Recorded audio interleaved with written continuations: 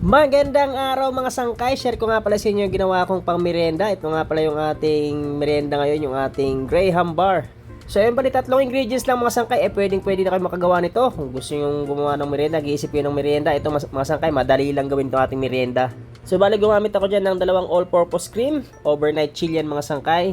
So bali, kailangan yung i-rep yan ha, para maganda mapadami natin itong ating. Mapapansin nyo meron tayong mixer dahil paparamihin natin itong ating dalawang pack ng all-purpose cream. Nuulit ko, overnight chill po yung ating all-purpose cream bago natin gamitin. Yan, simutin natin dahil medyo mahal din itong ating all-purpose cream. At ito na nga, ilalagay na natin sa ating mixer para maparami natin itong ating all-purpose cream. So kung wala kayong stand mixer, pwede naman po kahit hand mixer. So bali, kailangan natin yan mga sangkay yung ating mixer para maparami natin itong ating all-purpose cream. At ay kung mapapansin nyo mga sangkay, di ba? Halos nangalahati na yung ating bowl. So ayan, bali lalagyan na natin yung ating condense. Bali overnight chill din yan mga sangkay, kasabayan ng ating all-purpose cream. So ayan, bali first time ko nga po lang gumawa nito mga sangkay, at nung tinikman ko na kanina yung aking gawa, nung tinanggalan namin sa rep, ay para sa akin is nasobrahan yata sa tamis. Yung inubos ko yung isang lata. Kaya kung sakaling gagawa ako nito sa susunod ko na gawa is magbabawas ako ng condense. Kaya kung kayo ay ayaw nyo ng sobrang tamis, pwede na po kayong magbawas ng condense na ilalagay dyan sa ating dalawang pack ng all-purpose cream. So ayan, bali dyan sa part na yan, i-mix lang natin ng maayos. So bali, inuulit ko, kung meron tayong 3 ingredients, graham crackers, all-purpose cream at condensed milk, pwede po tayo makagawa niyan. Bali, plain lamang po yan, wala tayong flavor. Pero kung sakaling lalagyan natin ng flavor, ay magdadagdag tayo ng isang ingredients. Bali, magiging 4 na ingredients yung ating gagamitin para magkaroon tayo ng Graham bar na may flavor. So bali, kung plain lang mga sangkay, 3 ingredients, pwede na tayo makagawa. Kagaya nito, nag-add ako ng cookies dahil gusto ko is cookies and cream flavor nitong ating Graham bar.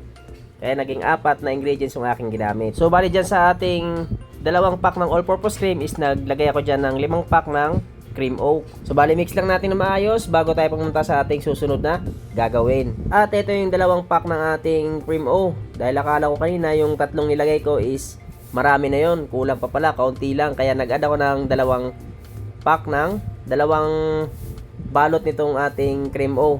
So bali, nakagamit ako dito ng 5 pack ng biscuit na cream oak. At ayan, kapag na-mix na natin na maayos, punta na tayo sa ating susunod na gagawin.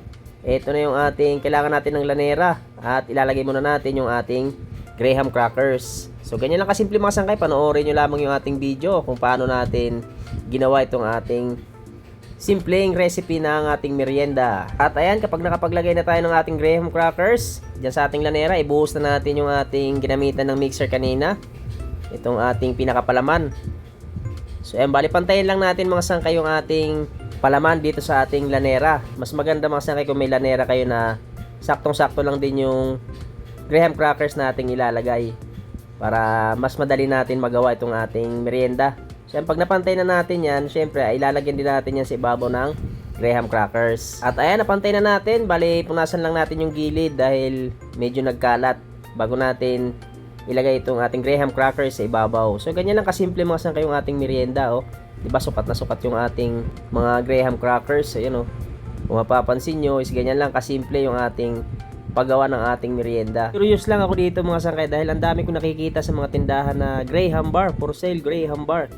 So yung bali, sinubukan kong gumawa. Masarap mga sangkay dahil yung palaman niya para rin siyang ice cream.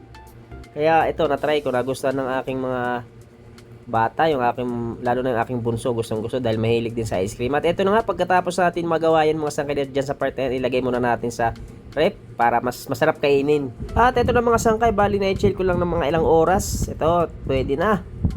Try na natin at matikman na. Kahit ako excited na matikman kasarap mga sangkay. Ito pala yun, yung nakikita kong binibenta sa mga tindahan na graham bar. So yun, bali, unang tikim. Parang ice cream talaga mga sangkay yung niya, yung palaman niya.